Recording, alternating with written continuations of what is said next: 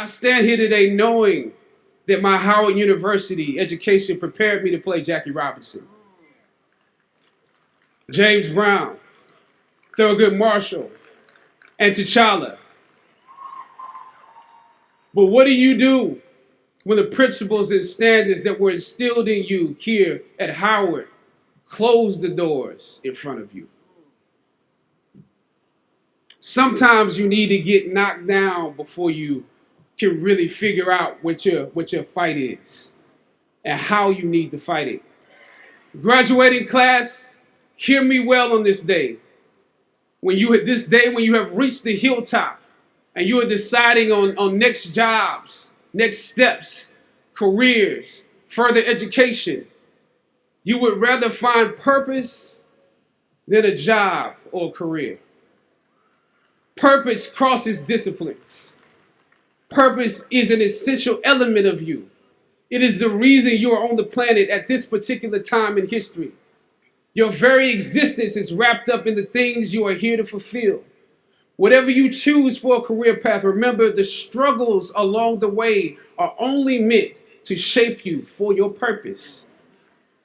When I dare to challenge the system that would relegate us to victims and stereotypes with no clear historical backgrounds, no hopes or talents, when I questioned that method of portrayal, a different path opened up for me.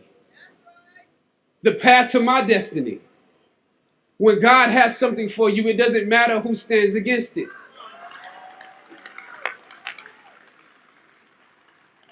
God will move someone that's holding you back away from a door and put someone there who will open it for you.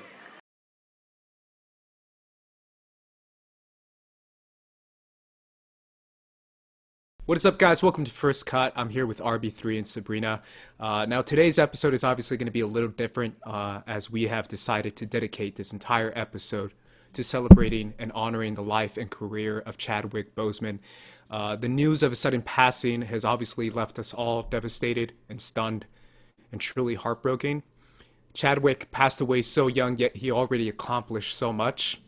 He played iconic roles like Jackie Robinson, James Brown, Thurgood Marshall, and obviously the legendary Black Panther. We talk a lot about the power of film, and he was able to accomplish through film. Through his films, he was able to touch the lives of so many. These roles inspired new generations and reminded old generations of the significance of cinema and the power of cinema. So many kids were touched and inspired by Black Panther, and they have a hero to look up to. My heart breaks because there's so many more kids that would have been inspired as well, and there's so many more people that would have been touched through the life of Chadwick Boseman and through his films. But now we want to remember him, obviously, as a legendary actor, as an impactful actor, and as one of the most inspirational actors of our generation. Yeah, losing an actor as extraordinarily talented as Chadwick Boseman has been one of the hardest hitting things I think this happened in recent history. I mean, we talk about, legends like Kobe passing this year and Ira Rivera, and like we've lost a lot of young, talented, amazing people. But what's upsetting about Chadwick is I think he was on his way to becoming like the GOAT potentially. Like he had that in him. Like we saw from in 42. We played Jackie Robinson, and I remember watching Get On Up in the theaters when it came out, and just seeing like the range and variety. Someone who could go from someone who's a little more stoic and quiet in 42 to someone who's electric and magnetic like James Brown, but still have layers and depths to him. And then obviously what T'Challa meant to everybody. I mean, you hit it right on the nail, Andres. I mean, it inspired a whole generation. And I think his work and his legacy is going to inspire a whole generation. I think, he was probably going to be like the next big A-lister guaranteed. And I even think about this year alone with The Five Bloods, which is currently my favorite movie of the year. Even in that, he had such a minimal part, but the part, even in the script itself, like in the movie itself, his character is like revered as like this all like time figure and leader and personality, and you could just see that kind of resonate from Chadwick because that's the person he was. Like, even though but even at the same time, he played like these larger than life characters and icons and parts. He was just still Chadwick Boseman. So it was, yeah, this was a tough one. Really touched me, and I know it touched a lot of people in a lot of ways. So Yeah, this is deeply affecting everyone. Everyone is feeling this one because Chadwick wasn't just a gift to cinema, which he was. He was a precious, precious gift to cinema, but he was also a gift to the world. Rarely do we ever get to see a person who just radiates such light, and that's what he constantly did. I I loved his performances, but I was truly inspired the most by the person that he was in real life as well, because he was so strong. He continues to be this gift. He was constantly uplifting and standing up for everyone whose voices haven't been heard.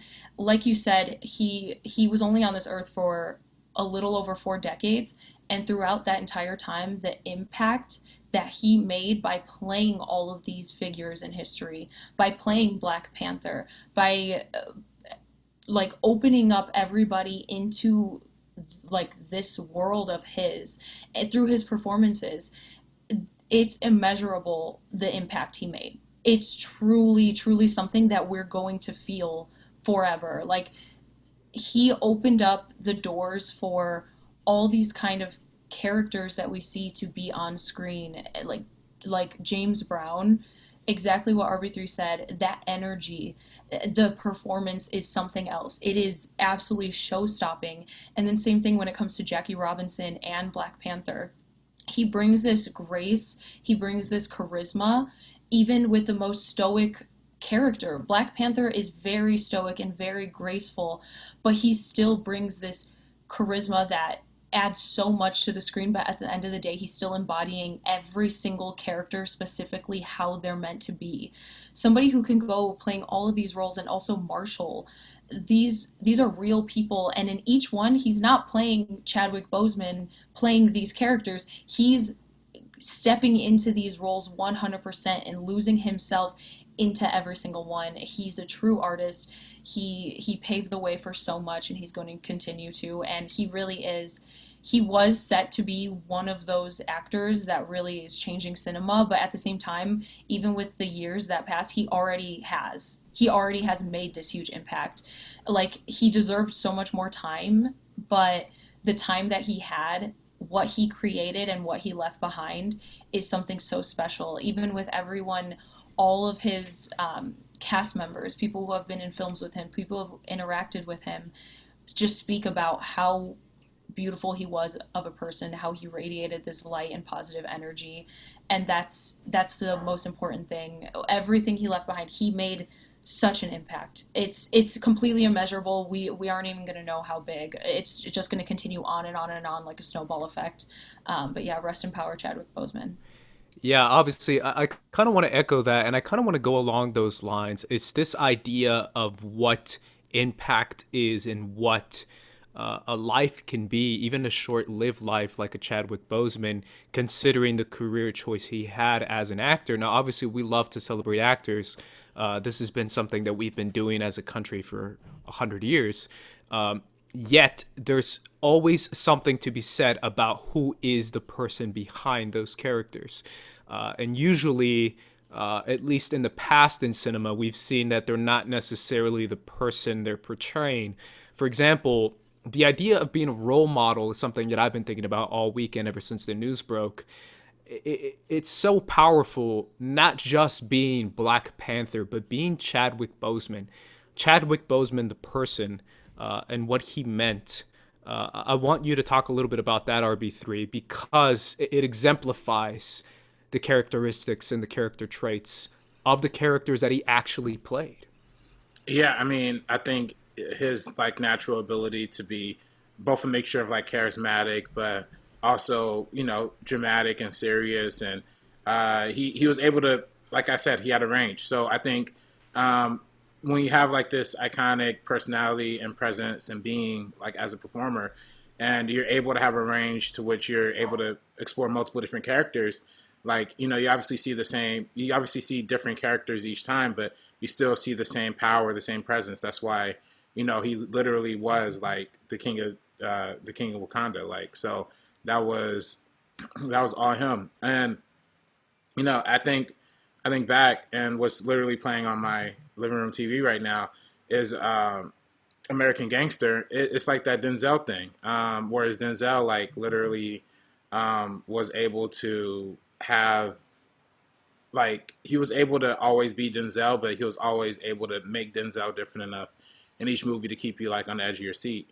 And that's the same thing that Chadwick Boseman had. And seeing how Denzel Washington paid it forward to Chadwick Boseman in order to get into the industry, and how even past that, Chadwick Boseman was passing it forward to other people. If you saw that speech he gave at Howard University, back in the day, and other places in the world and in the acting community, Chadwick Boseman has always been very influential. But you talk about in terms of what a role model is to people, to young people, to individuals in the world. I think it essentially comes down to how respectable he presented himself like as a person. Like he never had any scandals. There's never any kind of like weird stuff behind the scenes, any kind of talks or conversations. Like even pre-passing, like the only things you heard about Chadwick Boseman is that he's super professional on set. Like he always, was there and he's always ready to be there. And then just knowing that he was fighting his battle the entire time, even makes it that much more heartbreaking. So it's one of those things because Chadwick Boseman wasn't a movie star in the way that we think of like a Tom Cruise when they're in the press and they're in the magazines and there's all these headlines. There was nothing like that surrounding him. He was just an amazing person who had an incredible gift. He was a star in that way. He was just kind of a force to be reckoned with when it came to acting, and he's once in a lifetime just groundbreaking actor. That's what it is.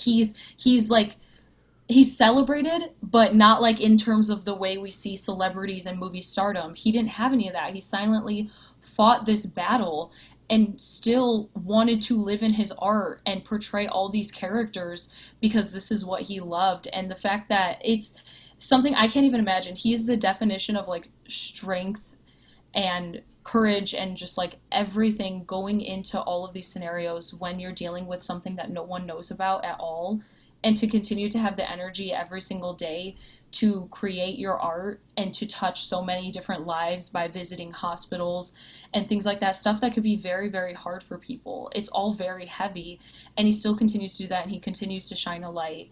The interview that I saw a long time ago now that has a completely different weight to it is the one that he did when he spoke about the two children who were battling cancer and just were waiting to see Black Panther.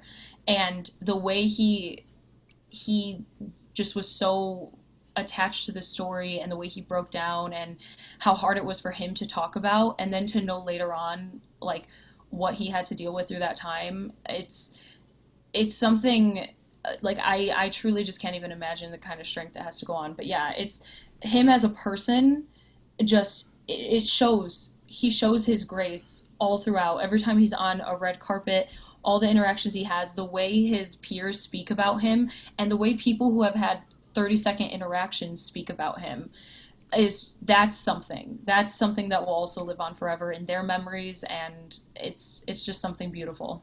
Yeah, and it's another example of how these types of films can impact different generations. I kind of want to focus on that, especially through Black Panther, but even through the other roles he's done. The idea of making an MCU movie, of making the character of Black Panther on the big screen, because obviously we've seen him in comics, that kind of life-changing, inspirational type movie and character that he can deliver to kids all over the world. That's always been my kind of obsession, obviously, because my whole obsession is Star Wars. And I always think about Star Wars in that kind of sphere where so many people nitpick and criticize little moments. And I just realize, what can this do to a new generation? What can this tell a new generation? And the idea that one of the biggest movies of all time is Black Panther, and one of the biggest movies of all time to do that is Black Panther. Because frankly, kids all over the world now have a superhero that looks like them. And I think that has a lot to do with the representation, and it has a lot to do with power and impact through showing this character specifically on screen. RB3, just the idea of Black Panther living on in obviously through this legendary now classic film, and through the hearts and minds of kids all over the world, it can make a difference. Yeah, I mean, what Black Panther represented, like when it came. First of all, I remember when I saw Captain America: Civil War on the big screen for the first time. Yeah. And I remember literally just like shedding a tear when just seeing T'Challa on the screen for the first time, because it's like, this is the moment that we've kind of been waiting for. And not only did Civil War have T'Challa, but there was also Falcon was a big part of the story.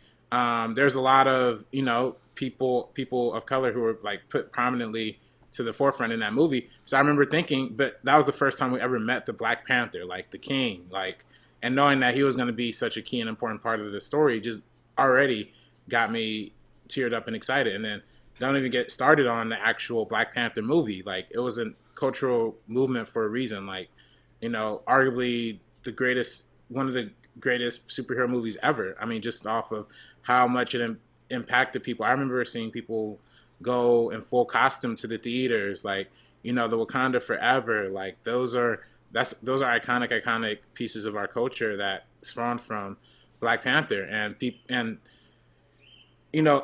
like you said, it has such an impact because it was, the freshness came in the fact that it was a piece of representation we hadn't seen on that level before. Obviously we had Blade in the 90s, and but those were a little bit more smaller budget, medium budget. Like, this was a big epic MCU Marvel movie that got a black lead in it, and of course it was going to make waves. And I think the fact that it's like a positive like representation, a positive representation of an African king with technology and science, and I think that alone just inspires so many people on a whole different level. So really, really impactful stuff. Yeah, I mean, Black Panther is one of the biggest movies of all time, Sabrina. I remember watching it opening weekend. I was at that ArcLight screening, which he took a picture of. And like you said, RB3, everyone was dressed up and everyone was excited. But it actually did cause a change in the film industry. And I want to talk a little bit about this. We've talked about it before, the idea of representation being something different, but even the idea of people saying this movie was a risk because it featured pretty much an entire black cast and only a black cast. And yet it became one of the biggest movies of all time. And it changed people's perspectives on what black film is and what this kind of movie can be to people all over the world. I mean, talk to me about that. It's one of those things where we've always spoken up against something like this. We always talk about representation because for some reason the people behind a lot of the films, they'll turn down an idea that's completely out of the ordinary because they're like, we want to make money or something like that. And something like Black Panther showed that when you have this positive representation on screen, this is what people want to see. People want to see something outside of the ordinary. This is something that's important, and this is groundbreaking. It continues to be literally so ingrained into pop culture already. Like, right from the start, everybody celebrated that film. People, like you guys said, people dressed up. Everybody was doing like Wakanda Forever. Like, the soundtrack went off. There was all different aspects of this film. the entire ensemble, people were celebrating every single character, seeing someone like Shuri on screen, seeing someone like T'Challa on screen, every single character. This is the type of story that people actually genuinely want to see, and you can tell with Ryan Coogler and with the entire ensemble and everybody behind it that there was so much love and care put into something like this, and that's what makes a difference. When people put out a film and it actually is so impactful and it means something, even with the themes that they're dealing with, that's when you know it's something entirely special. And the fact that I get from a studio head like, oh, it's taking a risk. I don't understand that at all with something like this. If you put your heart and soul and you get the right team behind any type of film and it's something this great and this powerful, people will go see it. This, we have never seen, like RB3 said, we've never seen a superhero like this on screen ever before. They embraced the culture of Wakanda, of what Wakanda is, and mixing that technology in with this country. It's just something so spectacular, and it's something that's supposed to be celebrated, and I'm so glad it was. And even the fact that it was nominated for Best Picture and really should have won, because that year, I mean, it's just something. We're seeing this change. Unfortunately, this sped it up, which is great. This is taking a leap, which is great. Unfortunately, it is so much slower all throughout the past few decades in film than it definitely should be. But something like Black Panther is speeding that change up. There needs to be this positive representation of all different cultures. I've seen people crediting it for the future of superheroes, for the future of representation in superhero films and big blockbuster films. This is what we needed. This is exactly what we needed. Yeah, I love that you bring up all these points, Sabrina. Obviously, the biggest one that I kind of wanted to talk about a little bit more is the best picture thing. We talked a lot, especially during the My Dinner with Andre podcast, about the idea of a critical, beloved film and a big blockbuster film. And it's interesting that Black Panther kind of became both. And it became both because it was able to push the question of what is a quality film and what is an Oscar movie. If an Oscar movie is an excellent movie with a good theme, a good message, and a very well-directed film all the way throughout, then it should be an Oscar-nominated movie. And I even think back now, and obviously I don't want to get to the negativity, but there was a lot of negativity for it being nominated. And I was very vocal as far as, you know, this is a ridiculous debate as far as, like, should Black Panther be nominated? But how many videos did we see on YouTube saying that? And how many articles did we see being written about this? And it still agitates me, obviously, looking back at it, and it agitated me that day. So it's still frustrating to see that. But to me, it's that idea of pushing the envelope of what is a good film. And Black Panther did that. It won an Oscar for Ludwig Göransson that year for Best Score. It was Best Picture nominated. It won Best Cast at SAG, I believe, which is what, and costume design for the Oscars as well. But this was an incredible overall feature film that really did dramatically change people's perspective as far as comic book movies, as far as representation in film, as far as inspiring a younger generation, and at the same time entertaining and educating older audiences. Like, few films can do that, and this film did that. And I want to finish on this and then toss it to you, RB3. The idea that this movie made people realize as a whole, who do I have to represent me, my company, whether I work in a doctor's office, whether I'm a nurse, in a school, a teacher, anything. And then you start to realize, wait a minute, where is my representation at? Where is my perspective at? Because you start to see that different people were starting to realize, oh crap, let's go cover Black Panther. Oh crap, we don't have a black writer to cover Black Panther. And suddenly there was a dramatic shift as far as a whole, people looking at their own companies and saying, wait a minute, we do have like all white people here. I didn't even realize that. But suddenly people were starting to do that. And it started with the film media, but it even transferred off to other parts of culture and other careers where people were starting to realize, like, this is a majority white culture, a majority white structure, that we don't even have a black writer to cover Black Panther. And obviously you were a big part of that as well, because you got to go to the premiere, and it was I remember I had to tweet out several times, get RB3 to the premiere. Like, this wasn't something that you automatically got. So yeah. I mean, I remember that time. I mean, it was huge for people in the blur space, in the Black geek space. I mean, this was like really literally like a moment for a lot of us to shine. I mean, and it was kind of funny too, seeing how you just saw a lot of Black critics just being invited for like, oh, we need Black Panther, and then then we had maybe a month after they kept some of them around for A Wrinkle in Time, and then after that, things kind of went back to normal. Yeah. But yeah, I mean that did cause a lot of change and a lot of shifting, and even so much so that Brie Larson even made that a big statement for Captain Marvel, and having people of color and women do the press and interviews and reviews for it too. So I remember that becoming a huge controversy, but frankly, yeah, that's what change. That's when change is needed, and Chadwick was definitely a part of that. Like that is what is, again, we talk about why representation matters. I think about, there's a video I retweeted the evening that he passed, where there was like a lot of Black kids in the school, like singing and dancing, because they all got tickets to see Black Panther like opening day or whatever. Like things like that matter. So whatever kind of accolades the Academy Awards or any other kind of voting body or elitist body want to award Black Panther means nothing. The thing that matters most is the impact that it had on the people, and Black Panther, without a doubt, had the biggest impact on a lot of people. So absolutely. Sabrina.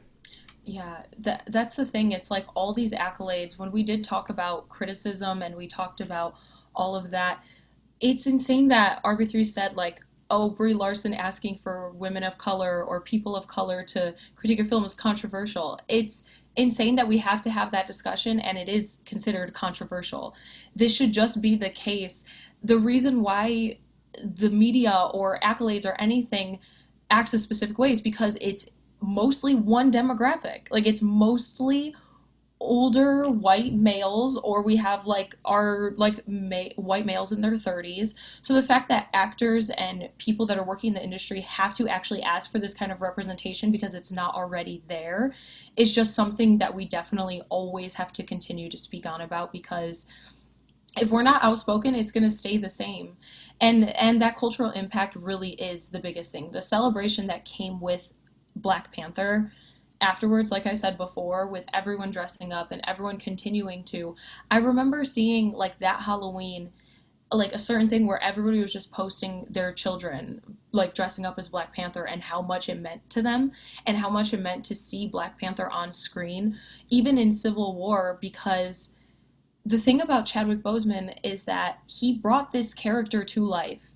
Who knows if it was any other actor, who knows if it would have had the same effect, because it wouldn't have been the same performance. His performance is definitively what Black Panther should be on screen. It's graceful and it's charismatic and it's stoic. He's the prince, he's the king. Like, it's just something to be said when one person is so perfectly casted for a role, and how that's going to live on forever. And especially because he only had a few times to portray the role, and the impact it made just from one full feature film and like three parts in Avengers and Captain America Civil War. It's something to be said about the entire ensemble, and with that, and it's hopefully, as we continue on making these films, something like the press and the media continues to promote positive representation, and people like us, people like the team at Geeks of Color, and a lot of other media outlets aren't going to stop until that is the case, until we have women of color, until we have people of color, until we have Black women, Black men, all speaking about the same art, because art is elitist. It's constantly what's better than the next. The fact that a blockbuster film like this that is so impactful on a lot of people and has incredible performances, an incredible score, incredible costume design, incredibly directed, well written, the fact that it's people actually had an argument about it being nominated for Best Picture when it made the impact that it did, that's just not the case, and they need to see that when it's something this widely celebrated and this overall fantastic. Yeah, and it's obviously showing the progression of the Academy Awards, but also the regression, obviously, when we get to Green Book and all that.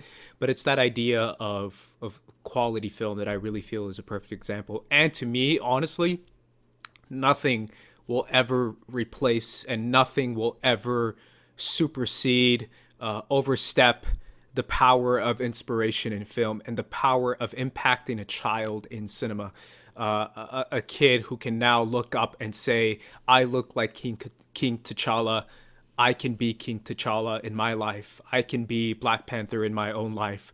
The power of so many younger kids now growing up realizing that there is an opportunity for them in this world, and they do have the opportunity to rise up. And even the themes in the film, right? The idea of where you come from, what your responsibility is to society, and what your responsibility is to your people and to the rest of the world, is all just a part of what makes Black Panther so great and what makes this movie so impactful for so many people, which is why I will always push back on anyone who starts to criticize and nitpick little moments in certain films, especially Black Panther, because I always say, think about what this could mean to a younger person. Not you, a 45-year-old white guy, not you, a 35-year-old white guy, a young Black kid.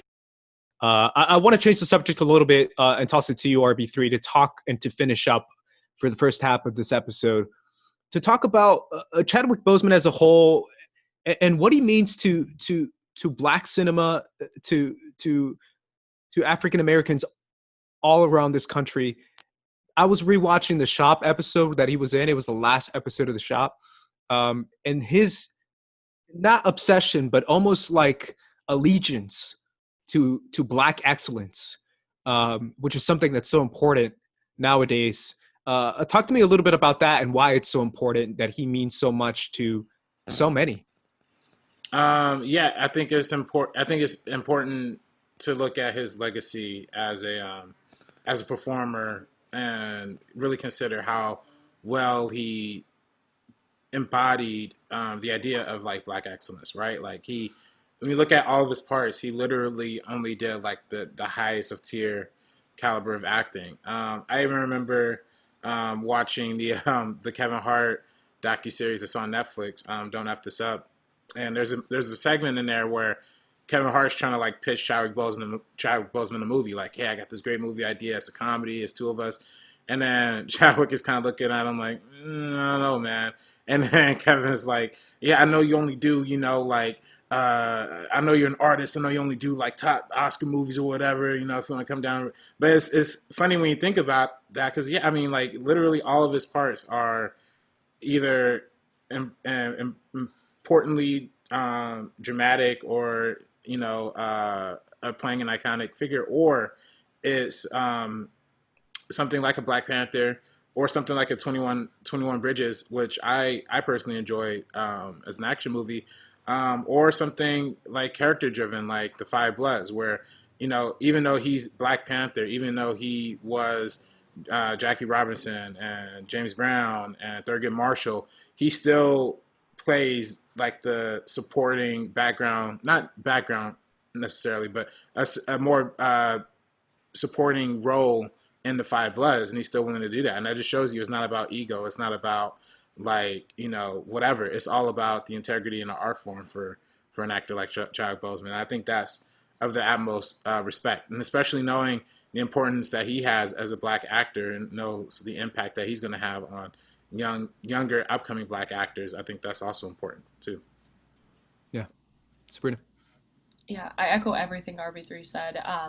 The fact that he was given some of his flowers when he was still alive, he knew the difference he was already making, and will continue to make afterwards. It's one of those things. It's so special. It's once in generational. Such a positive light to cinema and to the world, because like RB3 said with his example of The Five Bloods, to play a supporting character that is very vital to the film and to play it as well as he did. He really is like the driving heart of it, even though it's all flashbacks and he's only in it for a portion of the time with that incredible ensemble already. But he really is the heart of that entire film and the thing that drives them all forward. And it is just something else. His performance as Stormin' Norman is like heart-wrenching, especially to watch now, because he really does put his all into every single performance, and that's just a testament to a true artist. Yeah, and it's also, I'll bring it back to you, Sabrina, the idea of being vocal enough to demand stuff and not being afraid to demand stuff, whether it's demanding a black hairdresser or whether it's demanding something in the script that's different. I was just watching the At the Movies, I think it's what it's called, the HBO Max CNN documentary about the movies. I don't know if you guys have seen it. And they were talking about the Sidney Poitier episode. I forget the name of the movie. It might have been In the Heat of the Night. It was In the Heat of the Night, where he said that if anyone's going to hit me, I have to hit them back. And he was willing to walk away from that movie, like apparently like halfway through production, just to say, I need to hit someone back. And that kind of audacity and that kind of standing up for yourself, and realizing that standing up for yourself isn't necessarily standing up for yourself, but standing up for your culture, your people, like that kind of responsibility that he made himself carry. That to me is what made Chadwick and beyond necessarily the roles that he gave, but his idea that I'm going to pick the right roles for me and I'm going to make sure everything is correct. And there is women of color here, and there is people of color here, and there is something to be said about that. Talk to me about that, Sabrina, the idea of making a change in a movie production just by being the lead actor or an actor. Yeah, it's one of those things that we've talked about where change happens also behind the scenes. That's just as important as in front of the camera. And it really is insane to hear these stories about people having to make sure that there's a black person doing their like makeup and hairstyling for the black actors, because they know what's gonna work best. You don't like how to deal with all this stuff. The fact that he's so vocal about that, I saw Letitia Wright just like a few days ago post that she's like, I had to request like what the hell, I had to request somebody to like a black person to do my hair and makeup on this film, whatever this film is. And it's I was just about to bring that up, by the way, because I saw that too, and I think she said she lost that fight. I think she was like, I still can't get a black hairdresser. Yeah, I think that was the tweet, but I know exactly what you mean though, because I saw that tweet. And that's the thing that's just incredibly disappointing, because the representation behind the camera, getting people who deserve to have these jobs, those jobs as well. And someone like Chadwick, as we said, is a force of nature where he can go and he can provide a lot of that. I heard about how he was filming a short for like some kind of like advocate type of thing. And he went on set and he was like, there's nobody behind the scenes that looks like me. Like it's for a great cause, but he's like, there's nobody. And I guess the person who wanted to do the makeup, he didn't let that person touch his face. And that's the important thing. He stands his ground, and he's not difficult to work with. That's not being difficult to work with. That's just asking for common courtesy. That's just what he needs as an actor, as a performer. And that's what all of them do. So that's the biggest thing, where it's not being difficult. It's just standing up for what is right. And that's another thing that just defines who Chadwick is. Yeah, absolutely. And it's important to do that. And I think that's what he realized.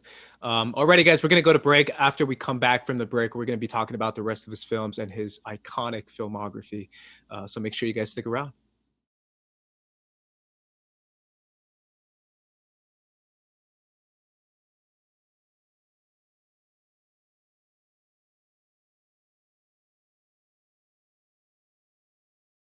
Check out this vlog that myself and Dorian did on our trip to Las Vegas to see Christopher Nolan's new movie, Tenet, available exclusively on our YouTube channel, First Cut. Enjoy! About 30 minutes away. We got some gas, but we've been powering through, going. We are officially in Nevada. Tell us about that new state, new COVID rules. A little bit nervous to see how this theater's gonna look, but I feel like they're gonna enforce some pretty strict rules. Be sure people watching at home wear a mask, take all the precautions, social distance, make sure you're abiding by all of your local health official guidelines. That being said, I'm not gonna lie, I'm excited to see Tenet. I'm excited to see this. I'm excited that we're actually making this pilgrimage out to Vegas, and let's see where we're going forward. Check out our new website on geeksofcolor.co/first-cut to check out our reviews, our videos, and articles that pertain to everything First Cut related. Check it out. At ages that, they would give me things that, are more stereotypical, roles that I should take. And I'd be like, And they would tell you you have to go in for this because it's this director or it's this actor. And I was like, but I want to work with that actor, but I don't want to play that role. Got it. I want to meet him when I'm doing something better than that. You know what I'm saying? And I would even say, because I said no at certain times, it made me available for the things that got me to where I am. So for me, it's always been like, first, who are you? Who am I first? I have to know who I am first to know how to navigate this thing. Because if I'm navigating and I'm becoming something, if I become something that I'm not supposed to become, then I'm in the wrong place, whether I'm made in other people's eyes or not. What is up, guys? We're back talking about the career of Chadwick Boseman. Now let's go to the rest of his filmography. And you know what really stands out to me, guys, and something that I was looking at right before I came on air with you guys, is the idea of him really choosing his roles carefully, considering that the vast majority of his roles are actually television. They're actually small roles in little TV shows like Castle. I think he has like an NCIS in here. There's ER, Law and Order, Detroit 187, Justified.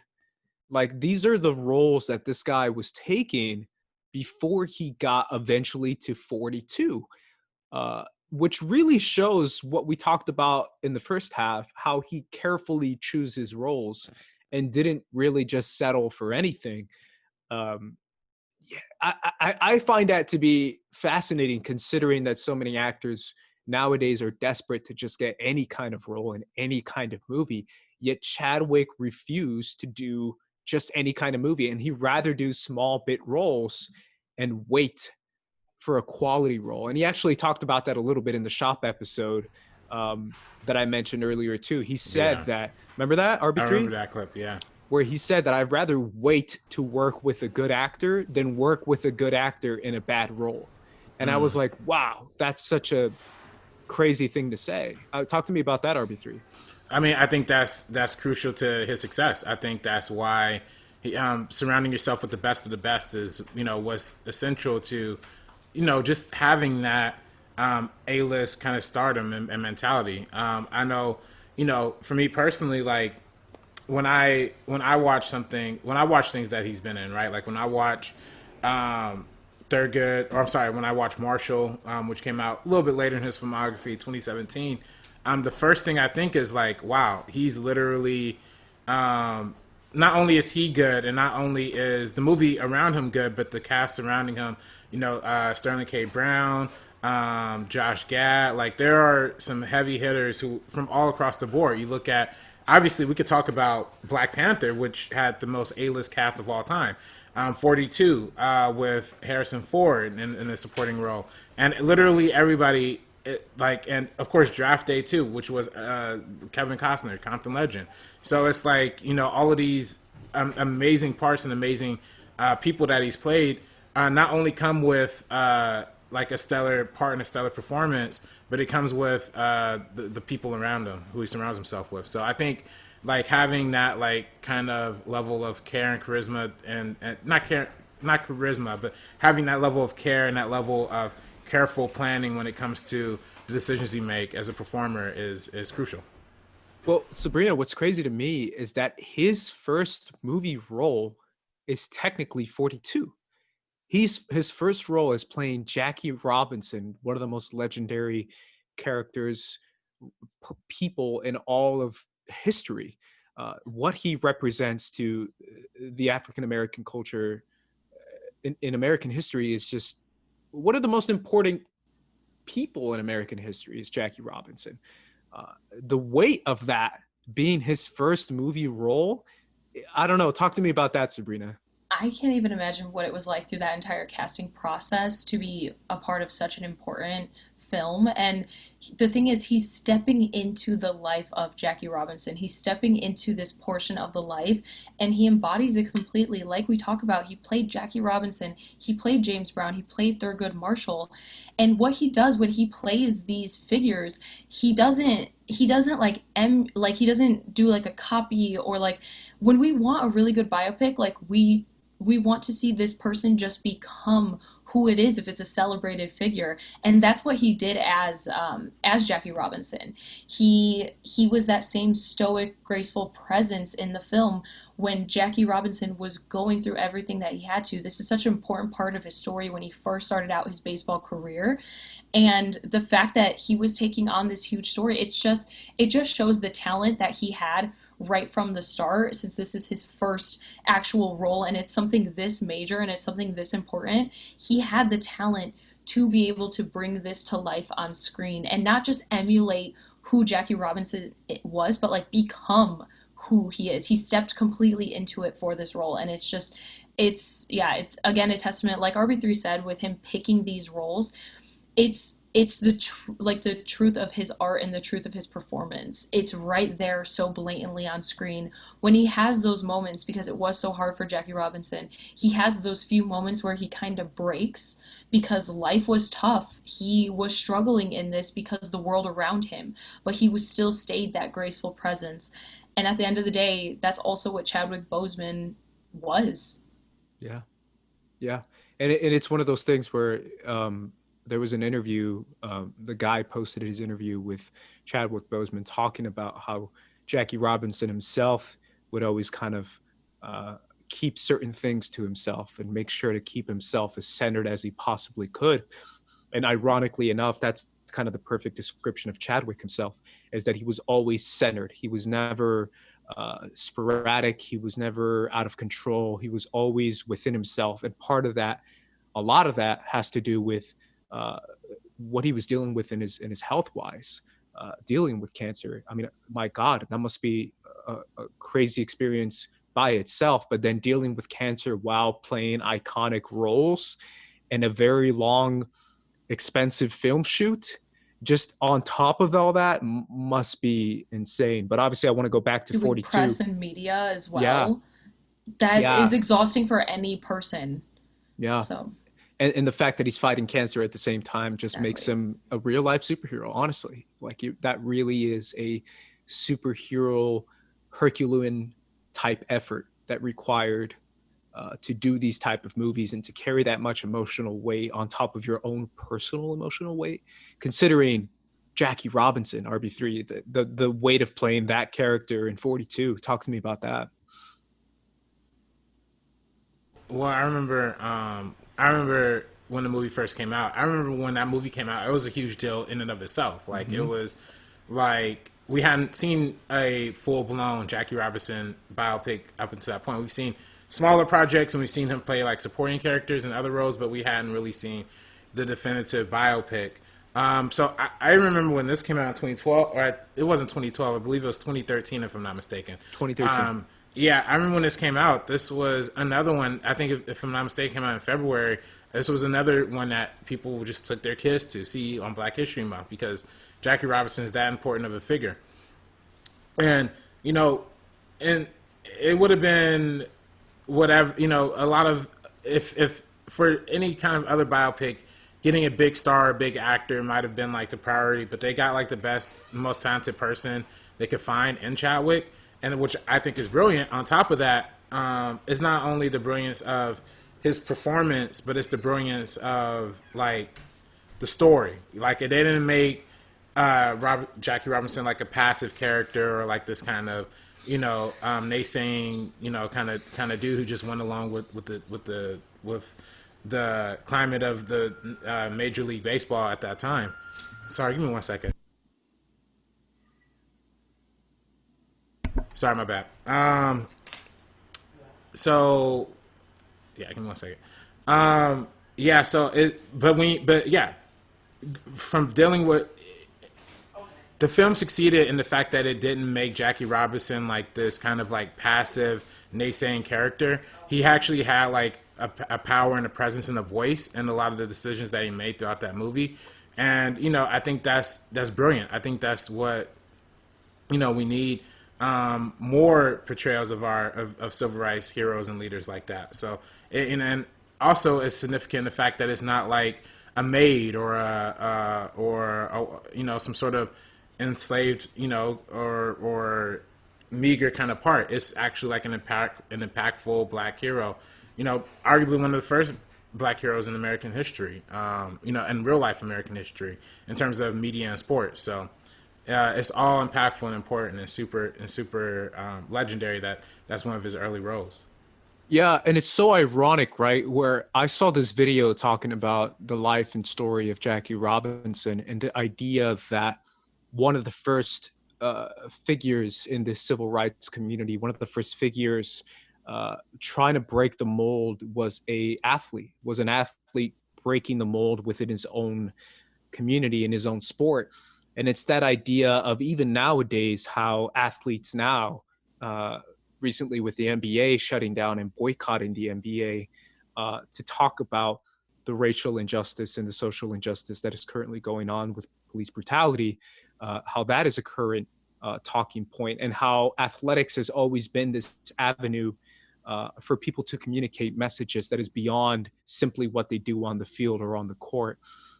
And it's ironic to see the story of Chadwick Boseman, the story of Jackie Robinson, reflecting what we're seeing today and the kind of impact that we see in real life today, which is just so fascinating to me. I obviously want to move on to his other role, which is James Brown.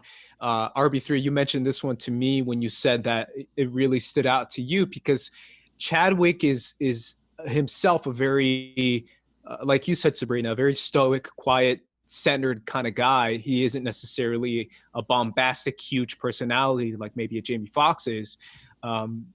Yet he played the biggest. Like I can't emphasize enough, if people anywhere know who James Brown is, like, my God, the guy was bigger than life. He was huge, on stage, off stage, everywhere he went. Talk to me about this role, Sabrina, and the idea of so different from almost anything he's ever done since. Yeah, it goes to show again the way that he steps into this roles, because like you said, James Brown is larger than life, like completely, and Chadwick is so high energy. And again, when we're speaking about biopics, you have to nail like cadences and stuff like that for us to really understand. It's not necessarily about looking like the person. You can cast an actor who looks like the real person, but they're probably it's not gonna have as much of an impact as casting somebody who will just completely embody the role, the characteristics, the mannerisms, all of that. And that's what he does as James Brown. And to go from Jackie Robinson to James Brown, complete opposites, just like a year later, it's something so interesting because he's doing all the dancing. He's all that work. He actually sang for like the a cappella scenes in the film, and then they took James Brown's voice for the performing scenes. It's something so interesting because it's full body. He's going full body on this one. He's bringing out every single thing from the vocals to the dancing to just the way he speaks. And it is so different to see it back to back. Like, I watched it again. It shows his talent and his performing nature 100% with this one. He went full in on James Brown and he did such a great job. It's one of those things where with all of these, it's crazy that it's the same guy. It's crazy at the end of the day that these are all Chadwick Boseman because they're so very different, and he excels at all these different multifaceted characters. Yeah, RB3, this is a different role for him, and it shows you the level of his acting capabilities, frankly. Yeah, I think somebody especially like James Brown, I mean, just from the opening scene of that movie where he's like going crazy and talking wild inside of you know, with him wearing the robe and the shotgun, and he's just like loud and bombastic, but then there's also a lot of quiet moments with him too. And you know, James Brown himself, he was a sick person. He was abusive. So the fact that Chadwick had to play like that side of his character as well that they portrayed in this movie was also impactful. So it's like you got both the zany, entertaining, and the fun James Brown on top of the dark, you know, disgusting sides of him too. And Chadwick is able to play and balance both and still have it, you know, be a consistent character. So I found that brilliant, and I think that is the marks of a great actor, how much you're able to adapt into a role, and not only just adapt into an individual role, but how much you're able to adapt to the differing layers of a person, how much of his own interpretation that he put on it, because he doesn't look exactly like James Brown, he doesn't like sound exactly like James Brown, but there's still that feeling and that presence and that essence when you watch him on screen. So that was my biggest takeaway from that movie. Yeah, and it's his commitment to portraying that, right? It's that idea of I'm going to fully commit to this role, regardless if it's outside my comfort zone. Yeah. It's one of those things where it's like I'm playing the complete opposite of who I actually am, and yet I'm doing it to the best of my ability, which is what he did with James Brown. Sabrina, I love that you brought up that he actually sang portions of the movie. Chadwick can sing. Like, Yeah, people forget that. Like, a homeboy can sing, bro, and that's that even shows you even more of his talent and how far it reaches. We honestly, guys, that's what's so heartbreaking to me, is that we didn't get to see the full extent of his talent. He could have done so much more in his roles and his career and his life through what he's done so far, right? Through what he's showed us so far, at least. So it's just heartbreaking to think that I could see this guy on Broadway. You know what I'm saying? Like, that's the kind of guy this guy is, and that's the kind of talent he is. He is a once in a generation type talent. Yeah. So. It really, when we're speaking about the two that we already have with 42 and Get On Up, and how you're talking about like picking the right actor for the role, it's one of those things where he's playing two very influential, very powerful, impactful Black American figures in our history. And for something like that, you don't phone it in. It's like he knows this is going to be something special. This is going to be an impactful role for him, something important. So he goes 100% all the time with his choices and with what he does for the role. And it's definitely something to be admired. And yeah, the amount of, just in this short freaking time, we're in 2020, 42 was in 2013. That's 7 years from then till now. And the fact that he was already this seasoned talent by the time he started, he was on the level of a seasoned talent by the time he started till now, it really goes to show one of those things. But with the roles that he chose, they will continue. When everybody talks about Jackie Robinson movie, Jackie Robinson's such an important figure, you turn this on, and you're going to see Chadwick Boseman go to his full capabilities with his performance, and same thing with James Brown. It's just one of those things. Yeah, it's almost like now, to a certain extent, him as an actor is going to be just as revered as the characters that he's playing, like on screen. Like, he's going to, the way that, Jackie Robinson died and had his legacy be cemented. Same thing that with James Brown. These are all figures who are momentously huge figures in this world and in this society, and especially in America and Black America. And I feel like Chadwick now, he's going to be seen on that level too. So it's like, we're going to look back on a lot of these parts and a lot of these characters. Like, this is one fallen legend playing another fallen legend, unfortunately. And that's what really makes it, I think even almost like a little extra level of sad, honestly. So yeah, I was thinking about that too, RB3, the idea of Chadwick himself as a person, as an actor, as a human being, and what he means to so many people. For example, man, just this last year, bro, like we saw the NBA All-Star game. He was one of the judges for the dunk contest. And the year before, I know a homie, I forget where he's from. I know exactly who you're talking about. Did the Black Panther mask? Black Panther mask. Had Chadwick come out, and yeah. And that's the idea of like Chadwick was like all over the NBA.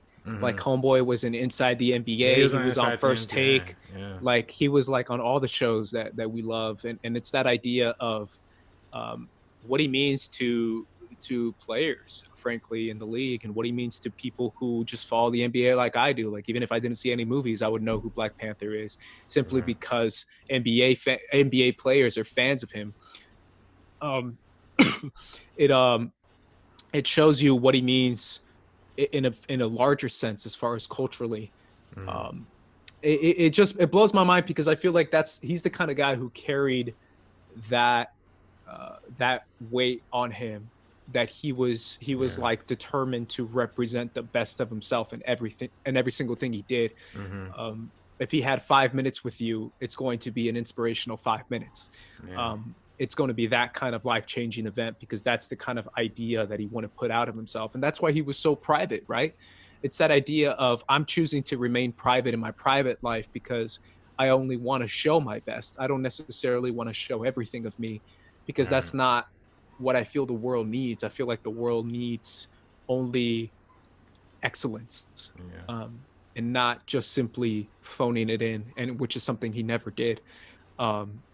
Obviously, let's move on to Thurgood Marshall, the movie, where he plays another iconic figure, which is simply remarkable, RB3. But in this one, he works with Josh Gad, and I believe Sterling K. Brown too, which obviously he kind of works in again with Black Panther, even though he doesn't have any scenes with him, but he's still in the movie. But the idea of Sterling K. Brown being another kind of actor, that he actually reminds me of Sterling K. Brown in the sense that Sterling K. Brown only did TV till he was like 45, until he finally got the This Is Us role and started to really pop off. But I remember Sterling K. Brown from Supernatural, where he played one of my favorite characters, and he eventually got the career he got in movies. But Marshall is a movie with a whole different layer of responsibility and a whole different layer as far as thematics goes. It's not 42. It's not Get On Up. It's a completely different thing, Sabrina, with a completely different tone. So talk to me about the importance of Marshall. Yeah, I feel like this is one of those completely underlooked or like overlooked films. This, when we're talking about Oscars and things like that, this is a perfect film for something like that. This is what, for performance-wise, we get it from every single actor. We even have people like Kate Hudson play roles, Dan Stevens, and every single person just works together so well in this film portraying their character.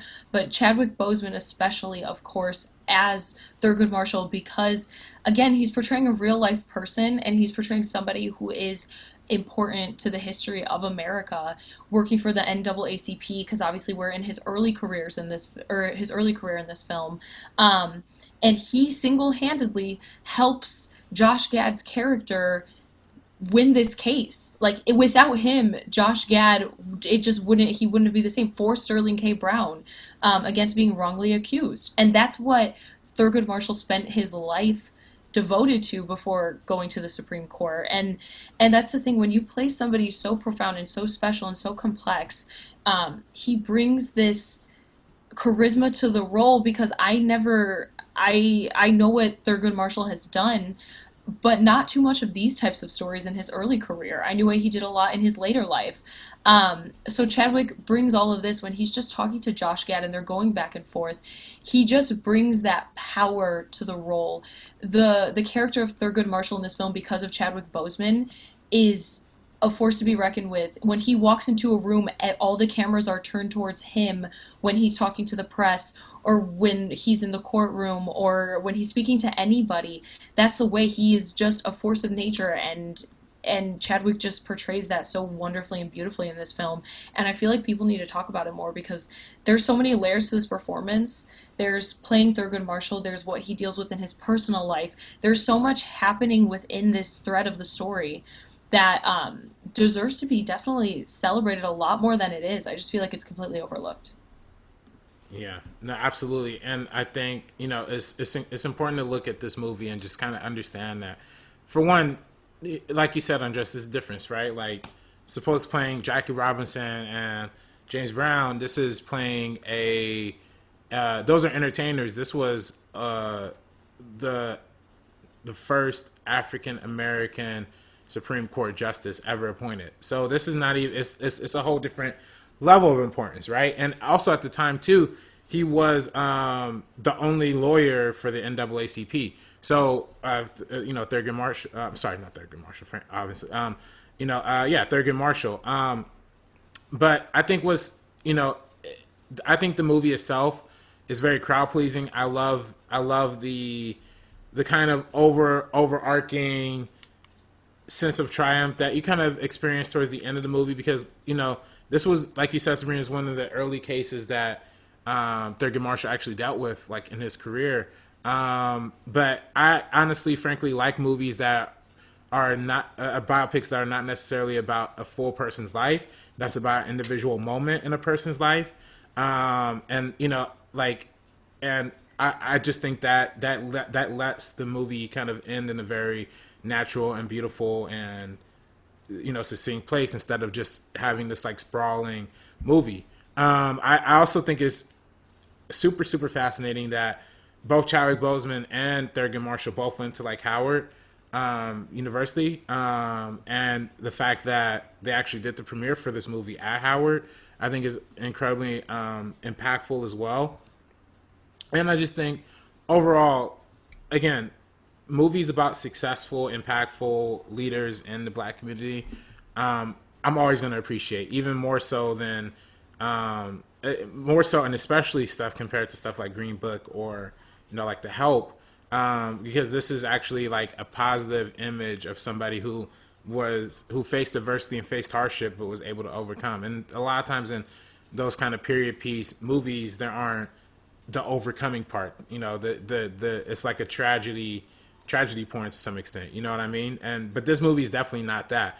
And I think pretty much all of Chadwick's performances in his biopic kind of performances doesn't necessarily have that kind of thing either. But I think it's especially prevalent in this one.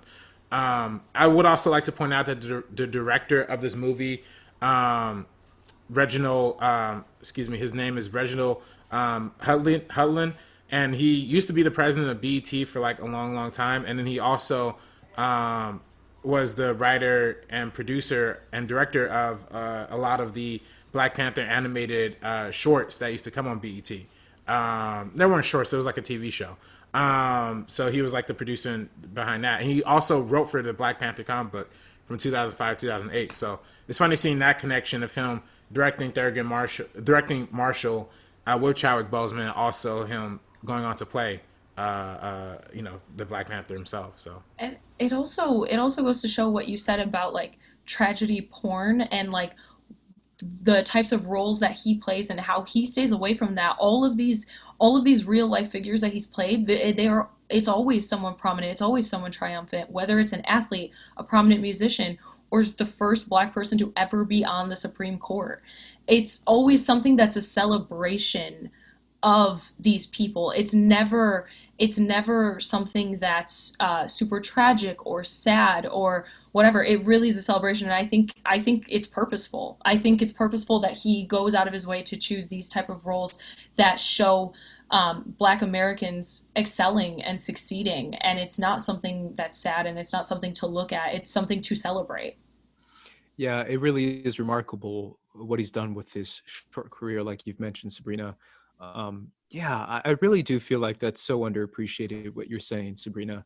The idea of choosing roles that represent your community in a positive light.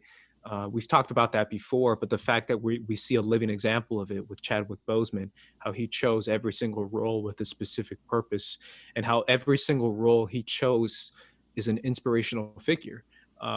in history, but even in fiction, with obviously Black Panther, who's not a real character, who's not a real person. I mean, but it's that idea. It's the aspirational figure that I feel is so important in cinema, because it does have an effect on so many people.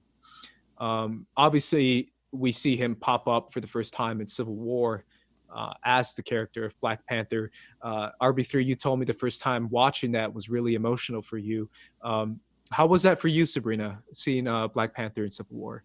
Yeah, so I'm a huge fan of Marvel, especially at this time. This was when I was really immersed into like kind of the MCU and everything that was happening for that period of time.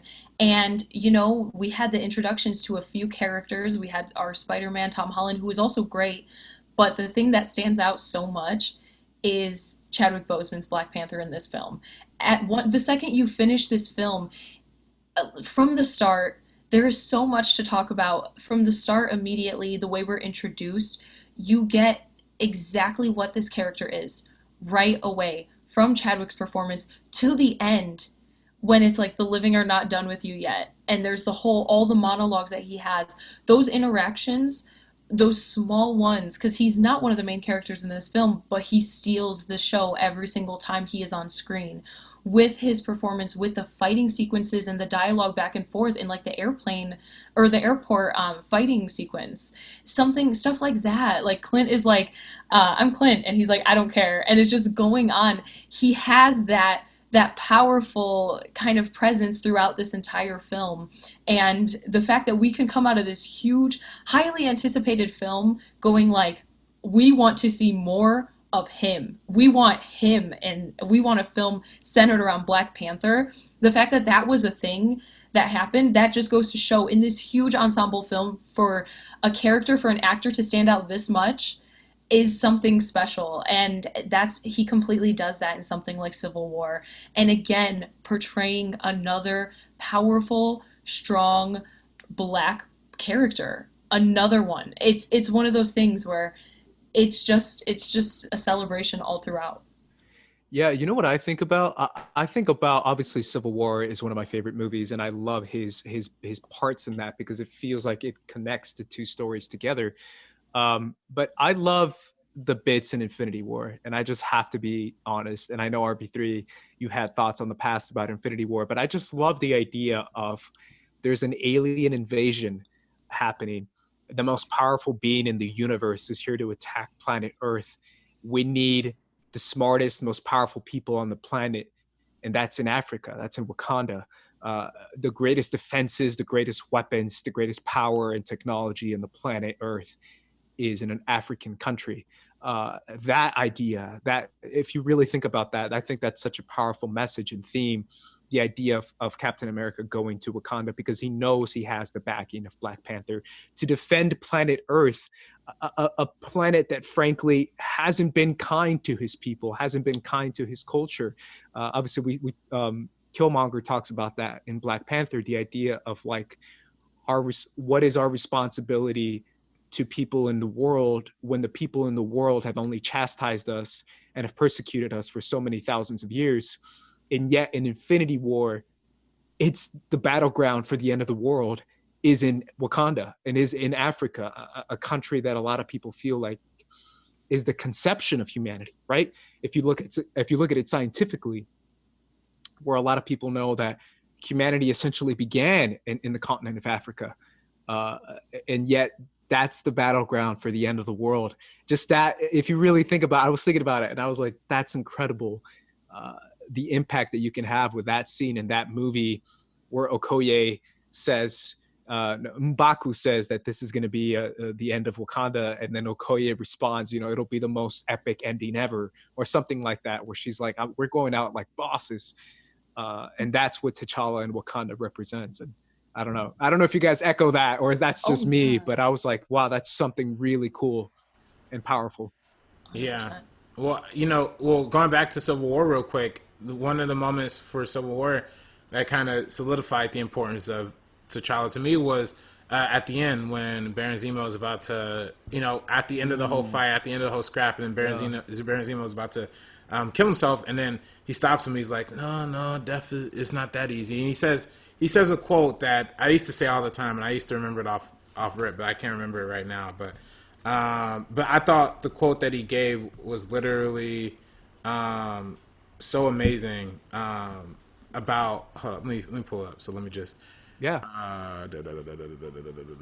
There are so many throughout this entire film. There's so many great moments, and yeah, when he ends with like "the living are not done with you yet," I get chills every single time because the character of Black Panther, like you were talking about with Okoye and M'Baku, like they portray honor. They are just full of honor, and that's how it is. He's like honoring what happened to his father, and he doesn't let vengeance ultimately take over from this tragedy that does happen to him. It does happen to his family. He's not letting it completely actually take over. He's like, the living are not done with you yet. It's just it's something so powerful and impactful. To end on that note for the introduction of your character says so much about what we're going to see from Black Panther going forward with the MCU when we talk about Infinity War, Endgame, and the standalone film. It's absolutely incredible what he did within that. Yeah, absolutely. Yeah. Do you have the quote RP3? Vengeance has. I'm not gonna do the stupid accent. Vengeance has consumed you. It's consuming them. I'm done letting it consume me. Justice will come soon enough.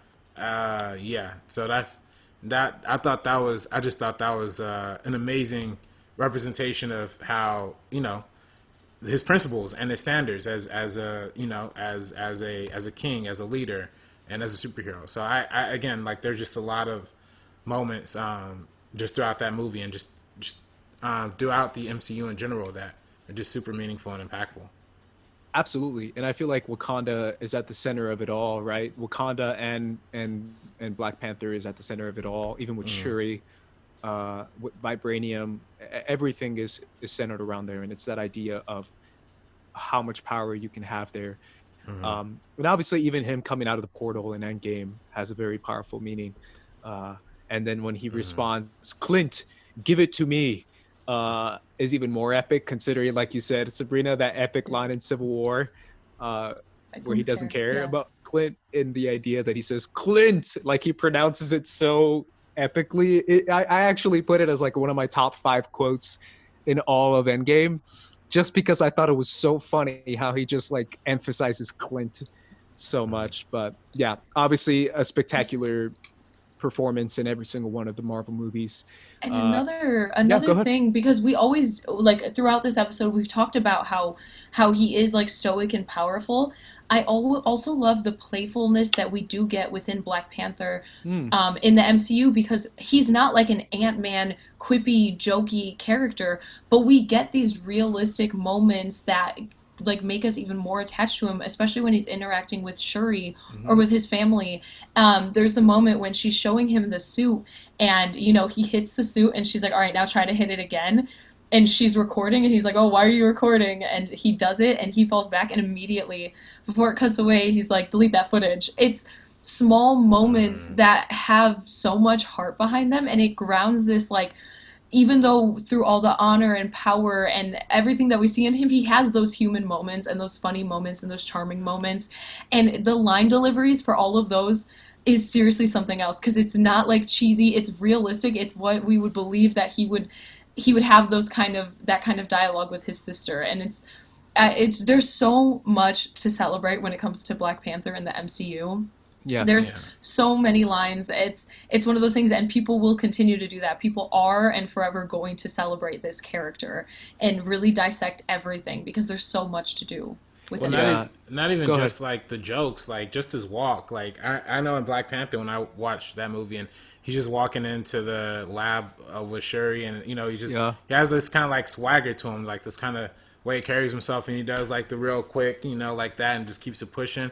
I just think like he just had like so much swag and was so cool. I remember literally, I watched Black Panther countless number of times, obviously, but I remember the first time I watched it at home with my mom. Like that was literally one of the things like she said. She was like, "Oh, like the way he walks is like so cool. Like he's just a cool dude." And that's what, like, I think that's also equally as important as like the presence and the character and like the dramatic stuff, right? It's just like how cool are you? How swaggy are you? Like how do you like move, and like you just kind of have that kind of like quiet charisma, And on top of that, with the jokes, like Sabrina said, like it was just everything about that character and that performance that were just magnetic and awesome. So Yeah, even the Civil War line where he's like, I'm a king and I'm rich and I'm powerful and I know martial arts. Like, who's gonna stop me?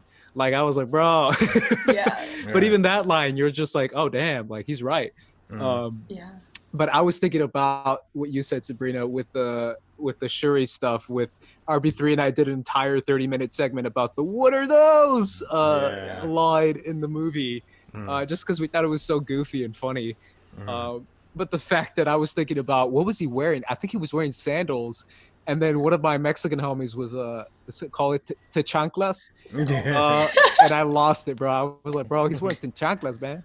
Uh, and I was like, bro, that's too good. But the idea of him wearing sandals and walking around, even though he's like the biggest boss in the planet, um, yeah, too many good moments. Obviously, we can make an entire Black Panther episode just talking about like lines, moments, Yeah. quotes, Mhm. side characters, Okoye, Umbaku, um, Shuri.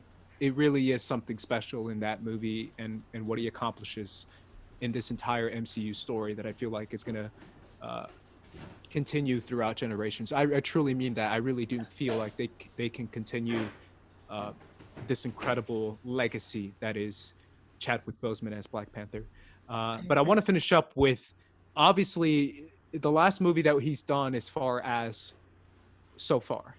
I do believe he has one more movie that is set to come out besides The Five Bloods. Yes. He did 21 Bridges and The Five Bloods. Unfortunately, I haven't seen 21 Bridges.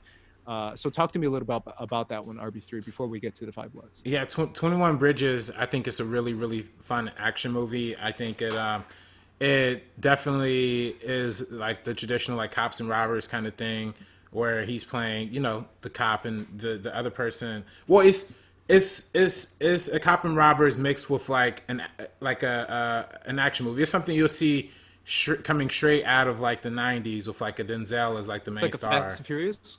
No, nothing No? like that. Okay. No. It's definitely more pointed than that. It's a little bit more about Oh, I thought you were going to say race. it's more Point Break. My bad. No. Okay. It's more serious than that. It's more of a Oh, okay. yeah. Think of like one of those '90 Denzel movies or something like that. It's just a cool, kind of quiet, low key action movie that actually does kind of address a little bit of interesting like kind of racial dynamic. Him being a black cop, and pursuing a black criminal, and they kind of play on that and kind of talk about that a little bit.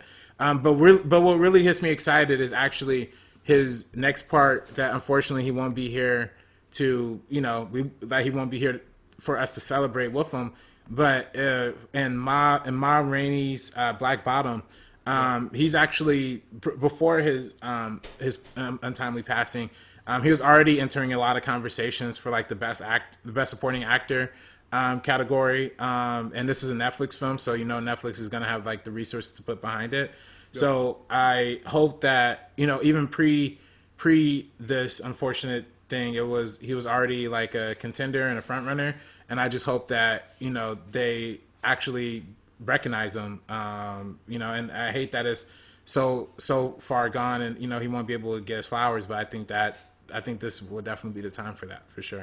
Well, speaking on that, obviously I can't speak to that movie because I haven't seen it. But speaking on that, on those terms, Sabrina, the idea of one of his last movies being with the legendary Spike Lee, um, that has an impact too. Obviously, I want you to talk about it as well, RB3. But I'll toss it to you first, Sabrina. The Five Bloods, the idea that he worked with Spike Lee in a project that Spike Lee was very passionate about. Talk to me about his performance in that, and just the simple combo, the 1-2 punch of a Spike Lee and a Chadwick Boseman. Yeah, that's the thing with this film. I spoke about it a little earlier, but he really is the entire heart of this film. And this film has a huge ensemble, and they are all great.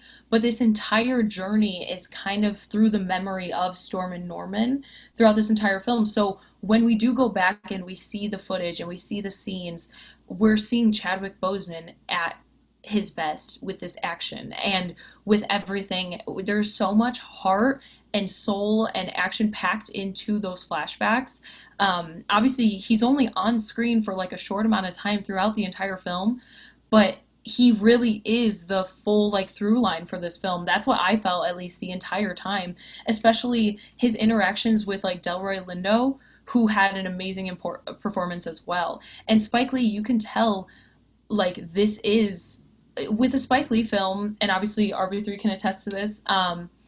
He creates these special moments in with his filmmaking. He really is capturing the entire atmosphere and what these characters are experiencing with it. And Chadwick Boseman and his team up, it's seriously, it's electric with him being behind the screen and Chadwick Boseman being on screen. It is something else. I like when they do those flashback scenes, there's so much, and every single one. I don't want to like spoil it because it is pretty recent, but the entire ensemble is great. Chadwick Boseman is electric on screen. It really is something else. Yeah, RB3, talk to me about Spike Lee and Chadwick Boseman and that being one of his last films. I mean, just the iconicness of that in itself. Well, I mean, that's what really saddens me because, you know, even though like he had a lot of big parts and he played like a lot of iconic roles, he hadn't really started working with like the goats of like the A-list directors yet, right? Like, and I felt like with this collaboration with Spike Lee, I personally felt like this was going to be the first of many, because when you even watch The Five Bloods, like his character, I mean, I'm going to avoid spoilers, but his character is like the leader of these guys, like back when they were like in the Vietnam War, and like when they go back to the flashbacks of him like talking, you literally are like, yo, I could totally believe this dude as a leader. Like I'm believing this dude. I'm behind him. Because there's even a moment where in the movie where they're in Vietnam and then they get news back from America that that Martin Luther King was assassinated, or I believe it was Malcolm X who was assassinated at that time and during the movie, and then Chadwick Boseman's character Stormy Norman, who is a super pro-black radical, like in the movie, he has to give this like motivational speech to kind of rally the guys to get back up. And like literally in that moment, it shook me a little bit. I was like, wow, this is some of the most moving stuff. And, you know, that comes from the direction of a Spike Lee, who is able to write such a really brilliant and deep character on top of the brilliant performance of Chadwick Boseman.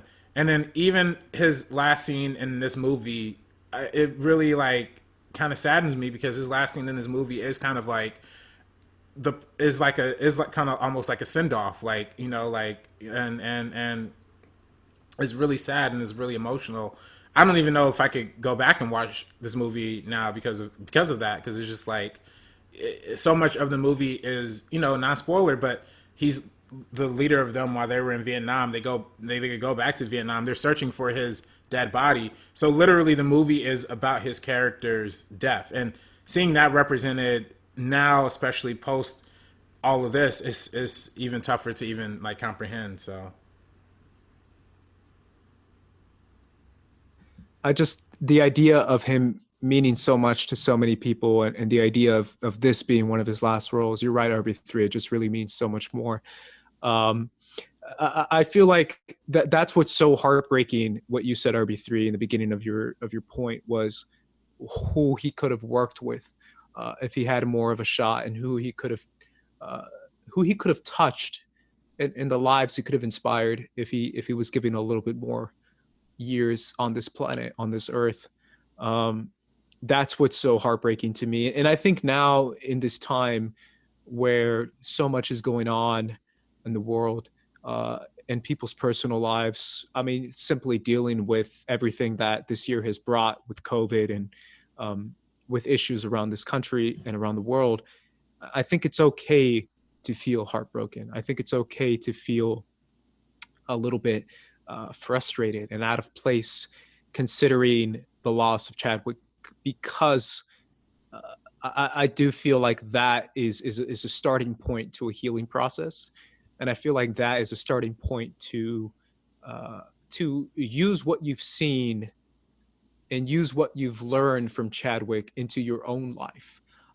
And that is something that children can do, and that is something that adults can do. That is something that people who are older than Chadwick can do, is to try to live that life and that purpose in your own life. I love the Howard speech that he gave, where he talks about purpose and he talks about life and he talks about identity, and the idea of being unmoving in your determination of your purpose, and being unmoving in your own life. But I want to let you guys have any final words on the impact of Chadwick Boseman on your own personal life, Sabrina. Yeah. I'm just, again, to say that I'm just like so happy he was given some of his flowers already. When he was on this earth, he was celebrated so much, and he knew that. He was aware. This isn't one of those things where we see something come out of the blue and then we're like, this person was great. He knew it. He knew the celebration. He knew how impactful something like Black Panther was to children, to people around him, to every single person, especially the Black community. And then focusing on this positivity within his entire filmography and with his entire life. He did so many incredible things for being on this earth for only a little over 4 decades. It is absolutely insane for somebody to think about somebody dedicating their life to promoting this positivity in their community, to promoting this positivity in the world. He's like we've said, it's once in a generation. Such a special artist, such a true artist. It's one of those things. He's a gift, and he will continue to be a gift because his work will live on. His words that he gives, whether it's a speech at Howard or an answer in an interview, or the moment on I think it was like Jimmy Fallon, when people were telling a poster of him how much Black Panther meant to him, and then he ended up being behind the curtain. All of those moments will live on forever. Chadwick Boseman, his positivity, his light, and his grace is going to live on forever. And all of his characters, they will also live on forever, and his art will live on forever. And it's so tragic, but there are so many people who have celebrated him and are going to continue to celebrate him, and that's really the beautiful thing. Yeah, I think when you especially think about the fact that he was only 43 years old, that he had like so much more life to live, that there was so many more stories to tell and so many more movies that I would have loved to have seen him in. It's tragic and it sucks, and you really, this is another moment that you just really you learn the value of life and the value of the people around you and the value of, family and friends. And, even though it's kind of weird saying that, knowing that it's a celebrity who has passed away, but I feel like he was such an integral part to a lot of people's lives, to my life at the very least, that he felt like somebody who I knew. He felt like somebody who I wanted to know. He felt like somebody who was ambitious and creative and talented, and who had literally all the talent, all the potential in the world. And, just losing all of that and losing someone who is like as iconic as a figure, as big as the Black Panther, as big as a lot of these parts that he played. Like most of his movies will be played like through Black History Month, like for a long, long time. Like, and not even off of just because of how legendary he is, but because of how legendary his talent is, how legendary he was able to navigate, and how legendary he was able to navigate playing such legendary characters and iconic figures, but still being Chadwick Boseman. So it saddens me knowing that we're not going to see that continue going forward. It saddens me knowing that, a figure and somebody who has touched so many lives. Again, I see so many pictures of these young Black kids and just posting pictures of their action figures, and just to, having like a memorial for like the Black Panther, or having a memorial for you know, like that's who that's going to touch, and that's who that's going to affect the most. And the fact that is young people, old people, everybody is affected by this. It just goes to show you how powerful and impactful he was as a performer and as a person. So, you know, I can only say just like rest in peace and rest in power. And, you know, I know his legacy is going to carry on, because we're going to make sure, you know, us at First Cut as a society, you know, as people, just got to make sure it stays carried on, make sure that the legacy of his work and of Black Panther and of